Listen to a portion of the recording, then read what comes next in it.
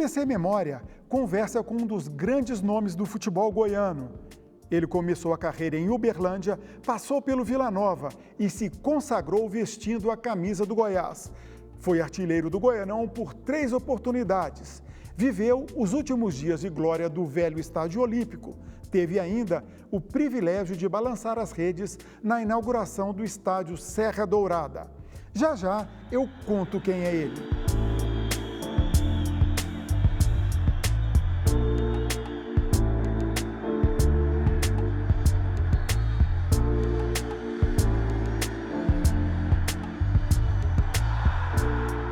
O nosso convidado de hoje é Lincoln de Freitas Neves, ele mesmo, o Leão da Serra.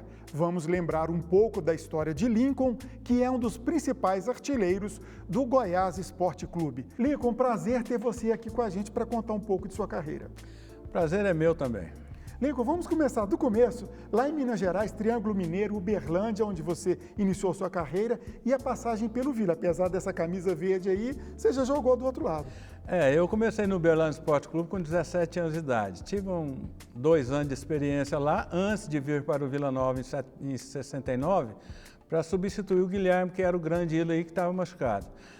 Em 71 eu voltei ao Vila Nova, joguei até agosto, quando eu me contundi, machuquei o joelho, tive que operar, fiquei alguns meses parado e depois meu contrato acabou. O Vila não quis renovar porque não acreditou. O Vila te desprezou? Olha, eu não digo desprezou, mas não acreditava mais na minha recuperação, o que não aconteceu com o Paulo Gonçalves, que tinha sido contratado pelo Goiás e quis que eu fosse para lá mesmo sem condições ainda naquela época.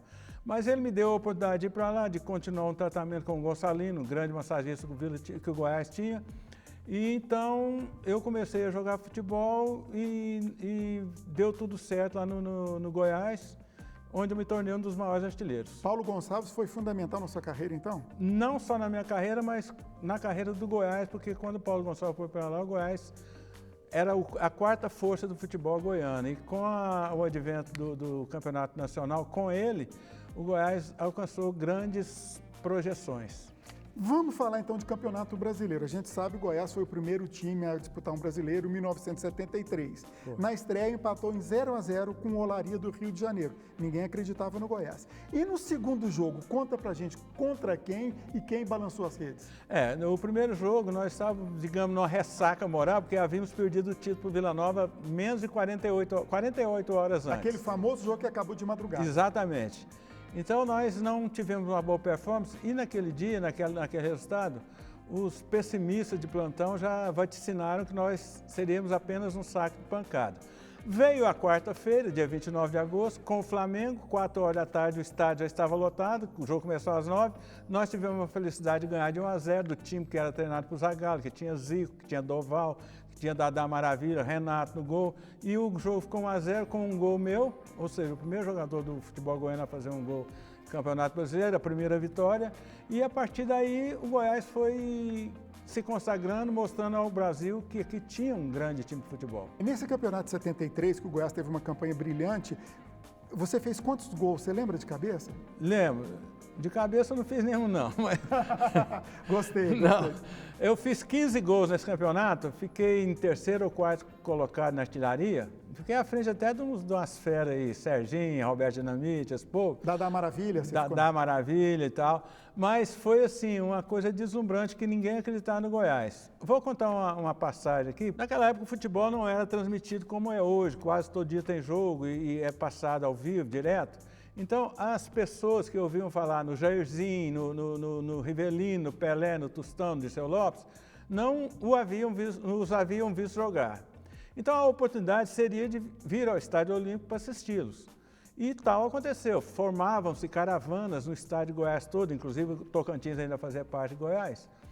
E o Estádio Olímpico enchia para os torcedores verem o quê? O adversário do Goiás, São Paulo, Botafogo, Flamengo, Vasco.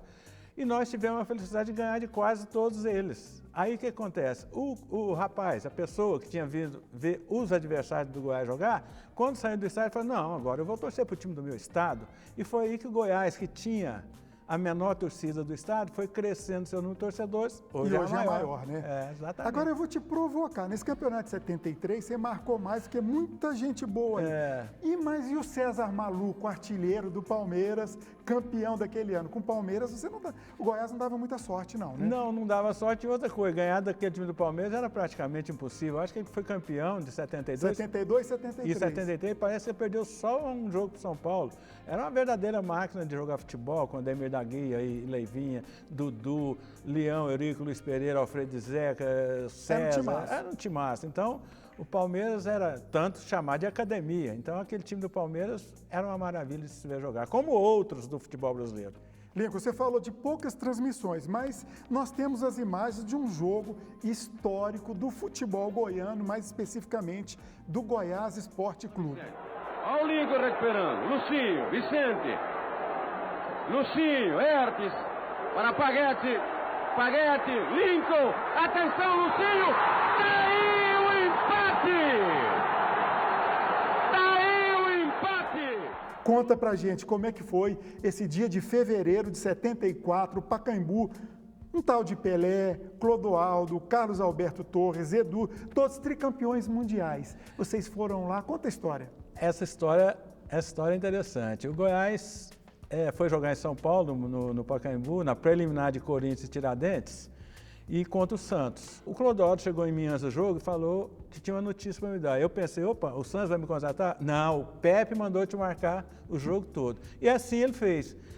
Faltavam 15 minutos para terminar o jogo, estava 4-1, ele pediu para sair. Só a partir daí que eu comecei a jogar futebol. E em 11 minutos, o Goiás fez aquilo que ninguém acreditava. Empatamos o jogo com o Santos, em pleno Pacaembu, perdendo de 4-1 até faltando 11 minutos. O divisor de águas em termos de torcida foi esse jogo no dia 6 de fevereiro de 74, porque foi o primeiro ou segundo jogo, não sei, que foi passado ao vivo na televisão, e o jogo foi às 19 horas, horário bom para que está todo mundo em casa. Então, dizem, nós não estamos aqui, evidentemente, que foi uma festa que varou a madrugada aqui, e a partir daí a torcida do Goiás foi só aumentando, hoje é a maior de Goiás. Mas você não marcou gol naquele jogo? Como eu disse, o Clodoaldo disse que ia marcar o jogo todo. Então eu conversei com o Paguete para ele se adiantar um pouquinho, tanto que ele fez 2 ou 3 gols. Vamos noutra data, minha memória está me falhando aqui, 9 de março, deixa eu ver nos meus apontamentos aqui, a inauguração do Serra Dourada. 75. 9 de março de 75, Serra Dourada, 76 mil pessoas. Eu, garotinho, estava lá com o irmão, meu cunhado, assistimos. Portugal fez 1-0, gol de Otávio, e Lincoln empatou o jogo e depois a seleção goiana virou. Nós vimos com muita expectativa a inauguração, com a equipe europeia, Portugal e tal, uma grande seleção. E quando nós adentramos o gramado, vimos lá mais de 76 mil pessoas, ficamos embasbacados assim, mas fomos para o jogo, começamos até mal, eles logo com 4 minutos fizeram 1-0, mas aos 26 minutos o Fernandinho fez uma jogada ali na direita, tocou para mim. Eu virei o corpo para aqui, driblei 2 na corrida e chutei de fora da área, marcando aquele que seria o primeiro gol brasileiro dentro do estádio de Serra Dourada. Então, esse gol ficou e ficará na minha memória até nos meus últimos dias. Lincoln, como surgiu esse apelido, o Leão da Serra? Olha, esse apelido surgiu porque quando eu comecei a despontar como artilheiro do Goiás, eu tinha um preparo físico meio avantajado e tal, e uma cabeleira enorme, bigodão. Então, o Edson Rodrigues, excelente narrador do futebol goiano, ele me colocou o apelido de Leão da Serra, quer dizer, Leão por causa do porte físico e da Serra por causa da Serrinha. Foi um apelido que me marcou e até hoje tem muita gente que só me chama de Leão da Serra. Saltou o Paguete, espanou, ficou o Lincoln, puxa e gol!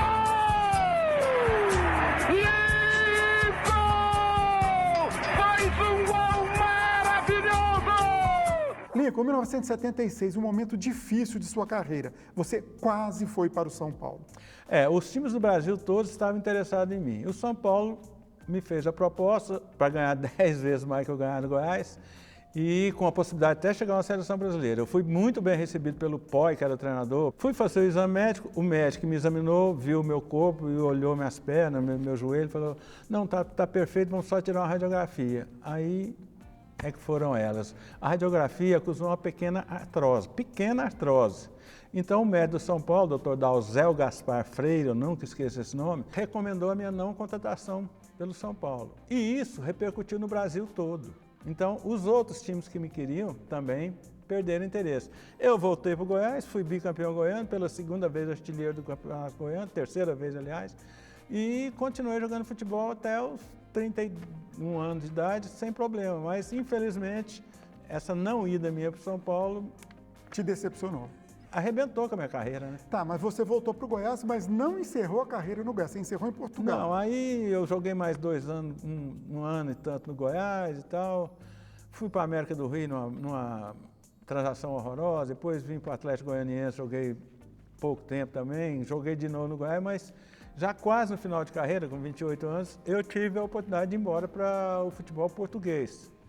E lá no português eu comecei uma coisa nova na minha vida, no Belenenses.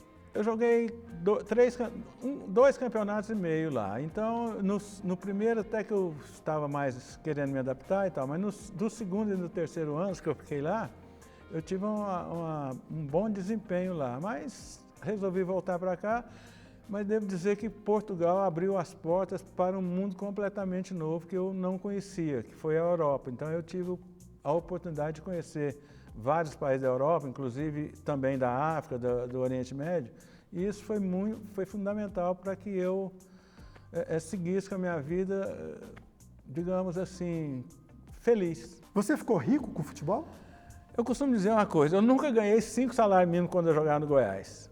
Eu nunca tive um 13º salário, eu nunca tive um direito de imagem, eu nunca tive FGTS. Minha carreira foi acidentada demais, então eu não tive como ganhar tanto dinheiro. A coisa boa que ficou foi o reconhecimento do público. Outra pergunta que eu ia te fazer, já engatando. Os ídolos no esporte brasileiro, no futebol especificamente aqui em Goiás, são mal lembrados, não são reconhecidos? Olha, eu não posso me queixar, porque mesmo não tendo a parafernália de televisão, de essas coisas, eu até hoje sou lembrado. Eu, inclusive, me surpreendo quando eu estou no Serra Dourada, que eu vou para as cadeiras lá, eu tenho que...